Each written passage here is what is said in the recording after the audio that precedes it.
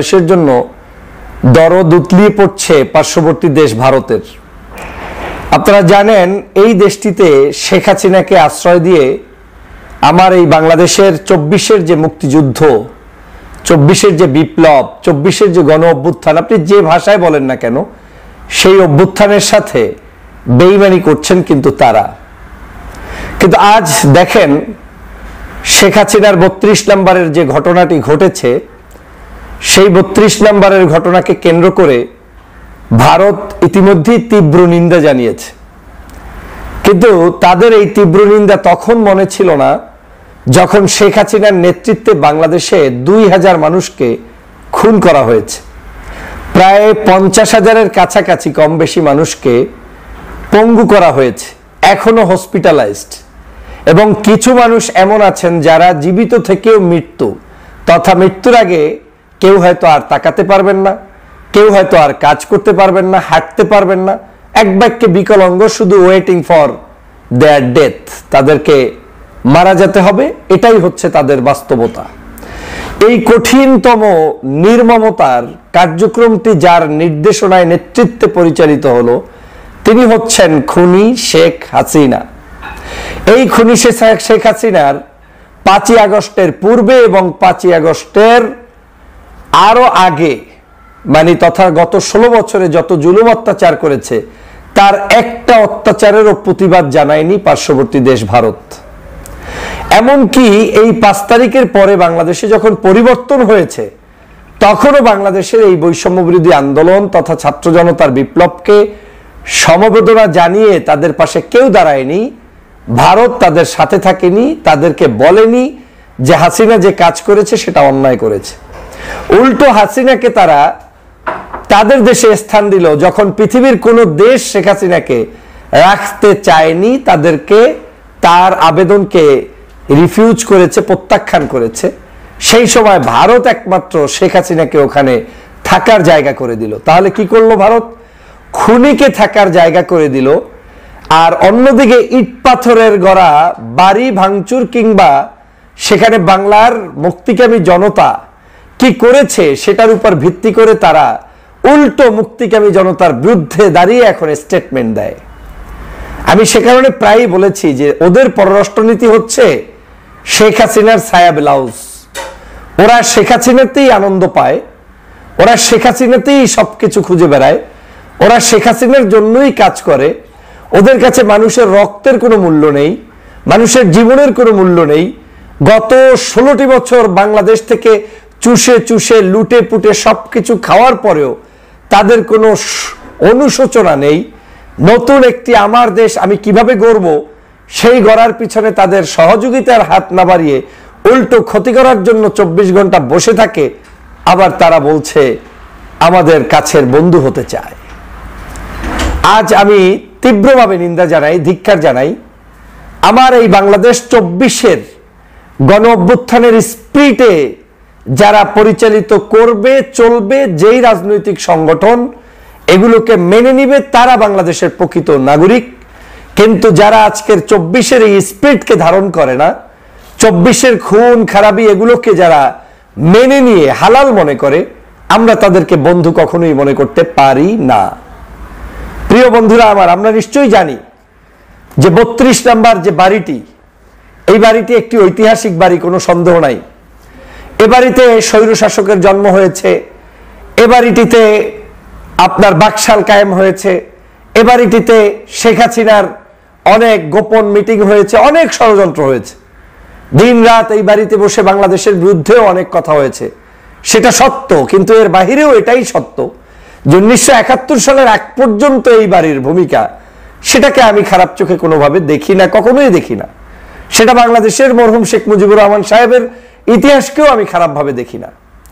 কিন্তু বাংলাদেশের সমগ্র জায়গায় আজকের এই যে জনগণের মধ্যে তীব্রতা, ক্ষিপ্রতা, জনগণকে আজকের এই আন্দোলিত করার পিছনে যার অবদান তিনি হচ্ছে শেখ হাসিনা।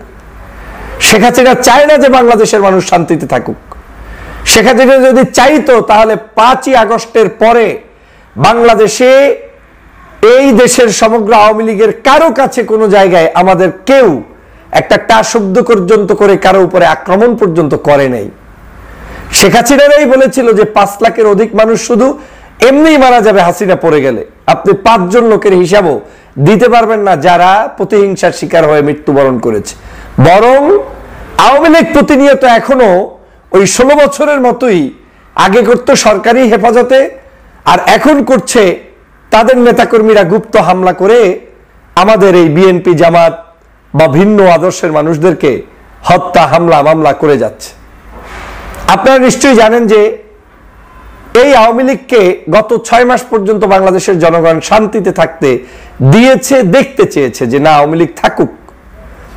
কিন্তু হয়তো মিছিল মিটিংয়ে সামাজিক অনুষ্ঠানে বিভিন্ন জায়গায় বয়কট করার জন্য সবাই আহ্বান তুলেছে, আমরাও তুলছি, এখনো তুলছি, কিন্তু কাউকে ব্যক্তিগতভাবে কোনো জায়গায় ছোট করা হয়নি। কিন্তু এই শেখ হাসিনা চায় না যে এই দেশে শেখ হাসিনা ছাড়া আওয়ামী লীগের আর কেউ বেঁচে থাকুক। সে কারণে শেখ হাসিনা বারবার হিংসাত্মক বক্তব্য দিচ্ছে। 32 নাম্বারকে কেন্দ্র করে যেই ঘটনা ঘটেছে সেই ঘটনারও পূর্বে তিনি হুঙ্কার দিচ্ছে, চট করে আসবে, এভাবে আসবে, সেভাবে আসবে। এখনো প্রতিনিয়ত তিনি ছাত্র জনতার এই বিপ্লবকে মিথ্যাচার করছে, তাদের বিরুদ্ধে স্লোগান তুলছে, তাদেরকে প্রতিরোধ করার জন্য স্লোগান তুলছে, আবারও রাজাকার আলবদর আল শামস বলছে, আবারও দেশ বিরোধী শক্তি বলছে এবং তাদেরকে শেষ করে দিবে বলছে। তো যারা 24-এ শেখ হাসিনাকে তাড়িয়েছে তাদেরকে যারা শেষ করে দিবে, তাদেরকে কি বাংলাদেশের জনগণ প্রতিষ্ঠিত করে রাখবে, দুলামেয়ার মতো রাখবে? আপনাকে খাওয়ায় দয়া পেলে পুষে সাপ বানাবে? আপনাকে আরামায়েশে থাকতে দিয়ে একেবারে আমার জীবনটাকে ধ্বংস করে দিবে? কখনোই দিবে না। আমি সরকারকে ধন্যবাদ জানাই যে সরকার নিরপেক্ষ পদক্ষেপ গ্রহণ করেছে। তারা এই 32 নাম্বার বাড়িটি ভাঙচুর কিংবা রক্ষা কোনো জায়গায় তাদের অতিরঞ্জিত কোনো কার্যক্রম করে নাই, কারণ এটা করলে জনগণের সাথে এই সরকারের দূরত্ব তৈরি হয়ে যেত। জনগণ গিয়েছে, জনগণ সেটা সামাল দিবে। শেখ হাসিনার সাথে জনগণের অনেক কিছু বোঝাপড়ার ব্যাপার আছে। শেখ হাসিনা যদি চায় যে বাংলাদেশে তিনি সবকিছু মজবুত রাখবেন, তাহলে তিনি যেন বাংলাদেশে এসে বিচারের কাঠগড়ায় দাঁড়িয়ে নিজেকে ওই বাংলাদেশের অন্যান্য শাসকরা যেভাবে বিচারের কাঠগড়ায় দাঁড়িয়েছে, যদিও তাদের উপরে জুলুম অত্যাচার আপনি করেও বিচার করেছেন, তারপরেও দেশ থেকে পালায় নাই, সেরকম আপনি যদি আসতে পারেন, থাকতে পারেন, আপনি সব কিছু আপনার যেভাবে চান সেভাবেই হয়তো আপনি পেতে পারবেন। কিন্তু বিচার আপনাকে মেনে নিতে হবে, বিচারের জন্য আপনাকে আসতে হবে। কিন্তু বিচার চাবেন না আর ইট পাথরের দালান নিয়ে কান্নাকাটি করবেন আর আপনার ওই পাশে বসে বিবৃতি দেওয়াবেন, সেই সুযোগ এই দেশের জনগণ পূর্বেও কাউকে দেয়নি, এখনো দিবে না। মনে রাখবেন সবকিছু গড গিফটেড। আপনি যে পরিমাণ মানুষকে জুলুম করেছেন, অত্যাচার করেছেন, এর 1 ভাগের 1 ভাগও আপনার উপরে কেউ এখনো করে নাই। আর করে নাই তার জ্বলন্ত প্রমাণ হচ্ছে আপনি কথা বলতে পারছেন, বক্তব্য দিতে পারছেন, এখনো আপনি হুমকি দামকি দিচ্ছেন, তার মানে হচ্ছে আপনি এখন পর্যন্ত ক্ষতিগ্রস্ত হননি। আপনার আত্মীয় স্বজন কেউ ক্ষতিগ্রস্ত হয়নি। ভুলে যাবেন না আপনি খালেদা জিয়ার উপরে কি জুলুম করেছেন, বাড়ি থেকে তাড়িয়েছেন। ভুলে যাবেন না 13 সালের শাহবাগ তৈরি করে কতগুলো মানুষ মেরেছেন। ভুলে যাবেন না 5 শাপলা চত্বরের কথা। ভুলে যাবেন না 28 অক্টোবরের লগি বৈঠার কথা। ভুলে যাবেন না 24-এর মানুষদেরকে হত্যার কথা। আপনারা ভুলে যান, খুব দ্রুত ভুলে যান, খুব দ্রুতই আপনারা ভুলে যান বাংলাদেশের মানুষের গ্রামের গঞ্জে ছোট্ট ছোট্ট মধ্যবিত্ত পরিবারের উপরে বুলডোজার দিয়ে তাদের বাড়িঘরগুলো ভেঙে চুরে চুরমার করার কথা আপনারা ভুলে যান। শুধু জামাত শিবির ট্যাগ লাগিয়ে তাদের বাড়িঘরকে ধ্বংস করেছেন। মনে আছে? মনে আছে আপনার নিষ্ঠুরতার কথা? বাংলাদেশের মানুষগুলোকে গুম করলেন, খুন করলেন, আয়নাঘর বানালেন। এরপরেও আবার এখন তাদের পক্ষে দাঁড়িয়ে স্টেটমেন্ট দেয় পার্শ্ববর্তী দেশ, আর আমার দেশের মানুষের সাধারণ নাগরিকদের পক্ষে তাদের স্টেটমেন্ট নাই। আমি সবসময় যেটা বলি, আমাদের পররাষ্ট্রনীতি হচ্ছে ভারতের মানুষের সাথে, আমরা মানুষকে ভালোবাসি, আমাদের সাথে তাদের সম্পর্ক।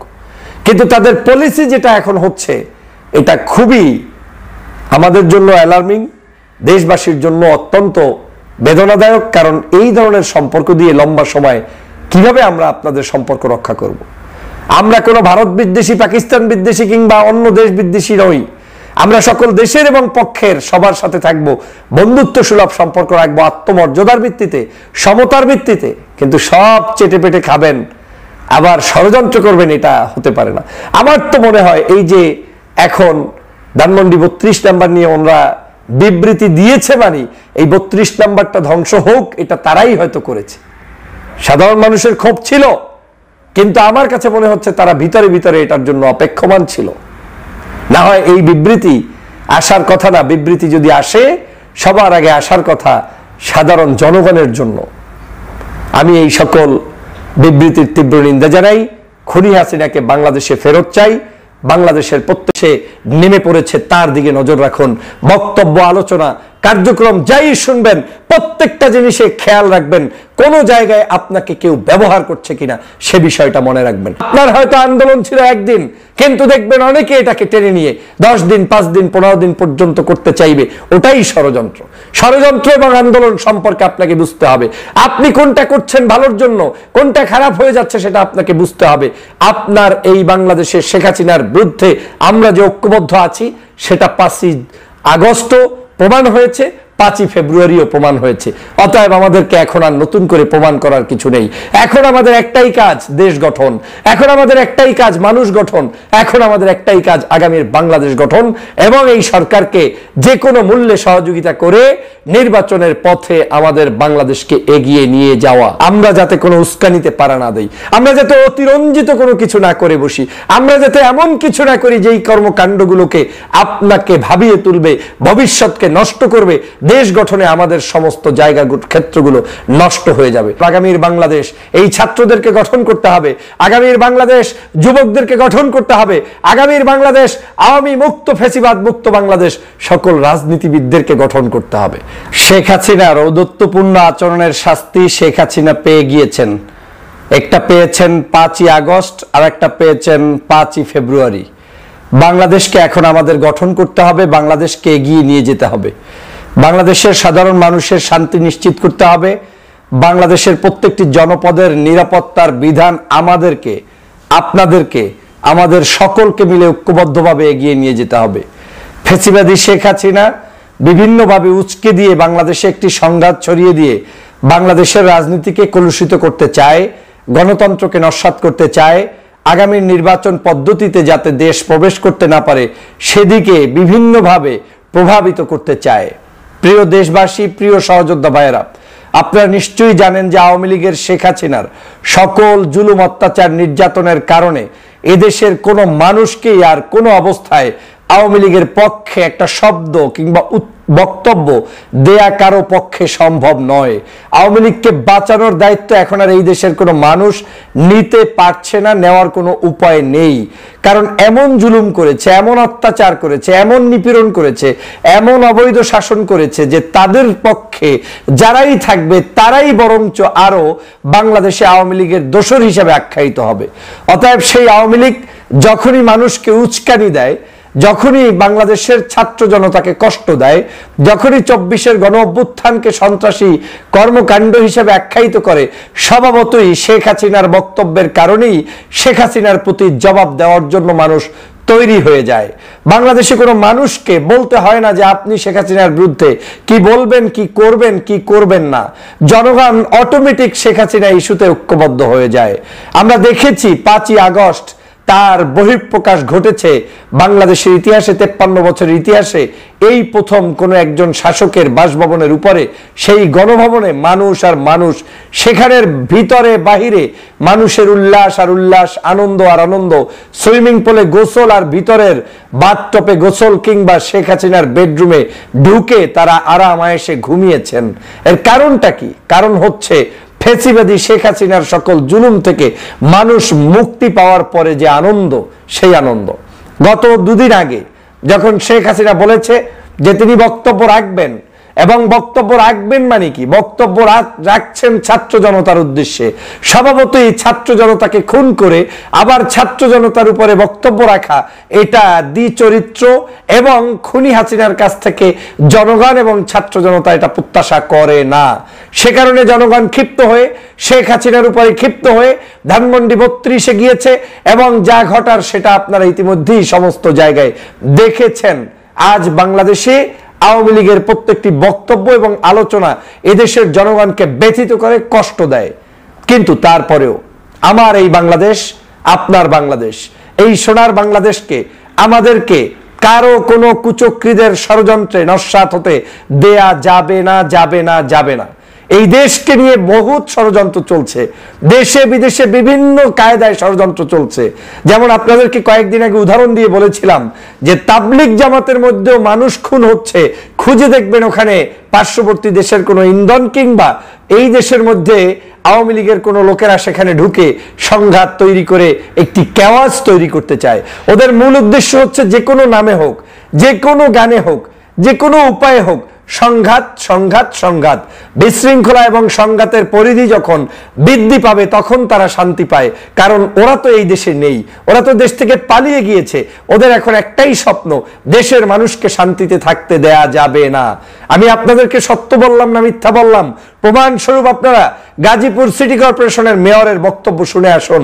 অনলাইনে বক্তব্য দিয়ে বলে দিচ্ছে, ঢাকাবাসীকে থ্রেট দিচ্ছে যে আজ যদি আমরা আমাদের মুভমেন্ট ঠিক মতো করতে না পারি তাহলে ঢাকাবাসী কেউ ঘুমাতে পারবে না, ঢাকায় নাকি কাউকে আরামে থাকতে দেওয়া হবে না। তার মানে প্রমাণ হচ্ছে ওরা এখন সন্ত্রাসী কর্মকাণ্ড করবে, ওরা এখন লেবাস চরিত্র পরিবর্তন করে ছাত্র জনতার ভিতরে নাম ঢুকানোর চেষ্টা করবে, বিভিন্ন দলের ভিতরে নাম ঢুকানোর চেষ্টা করবে, বিভিন্ন স্বার্থবাদী তা উদ্ধারের জন্য তারা বিভিন্ন জায়গায় ষড়যন্ত্রে লিপ্ত হবে, সন্ত্রাসী কর্মকাণ্ডে লিপ্ত হবে। রাতের বেলা গাড়িতে হামলা করবে, বাড়িতে হামলা করবে, বিভিন্ন জায়গায় মসজিদ, মন্দির, আপনার কি বলে প্যাগোডা কিংবা আপনার মাজার, এই জায়গাগুলোতে তাদের পরিকল্পিত আক্রমণ হতে পারে।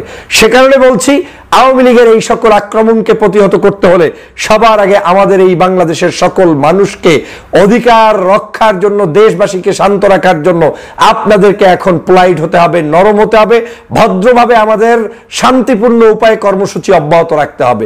শেখ হাসিনা যখন আমাদের সাথে যে আচরণ করবে তার দাঁত ভাঙা জবাব অবশ্যই আমরা দেব, কিন্তু প্রতিটা সেকেন্ডে নয়, প্রতিটা মুহূর্তে নয়, প্রতিটা ঘন্টায় নয়।